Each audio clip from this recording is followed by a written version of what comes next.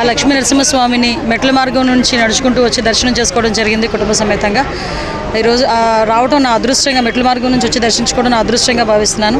లక్షలాది మంది భక్తులు వచ్చే ఈ లక్ష్మీ నరసింహస్వామి, అదేవిధంగా ఉత్తరాంధ్రకి ఇలవేల్పు ఈ లక్ష్మీ నరసింహస్వామి దూర ప్రాంతాల నుంచి ఇక్కడికి వచ్చి దర్శనం చేసుకుని వెళ్తారు. ఇక్కడ ఉన్న అన్ని సదుపాయాలు కూడా సక్రమంగా ఉండాలని మేము ఇప్పుడే యోగా వాళ్ళతో కూడా మాట్లాడడం జరిగింది. మెట్ల మార్గం నుంచి వచ్చేటప్పుడు కూడా కొన్ని మెట్లు లాస్ట్ గవర్నమెంట్లో మేము ఉండేటప్పుడు కొత్త మెట్లు కన్స్ట్రక్షన్ చేయడానికి కూడా సిద్ధపడ్డారు అప్పుడు అశోక్ గజపతిరాజు గారు. తర్వాత ఈ గవర్నమెంట్ వచ్చిన తర్వాత దాన్ని పూర్తిగా మన వైఎస్ఆర్సీపీ గవర్నమెంట్ వచ్చిన తర్వాత దాన్ని పూర్తిగా నిర్లక్ష్యం చేయడం జరిగింది. ఇప్పుడు కన్స్ట్రక్షన్ అనేది స్టార్ట్ చేసి మెట్ల మార్గం నుంచి వచ్చే భక్తులు కూడా ఎటువంటి ఇబ్బందులు కలగకుండా చేసుకునే బాధ్యత కూడా మేము అందరం తీసుకుంటాం.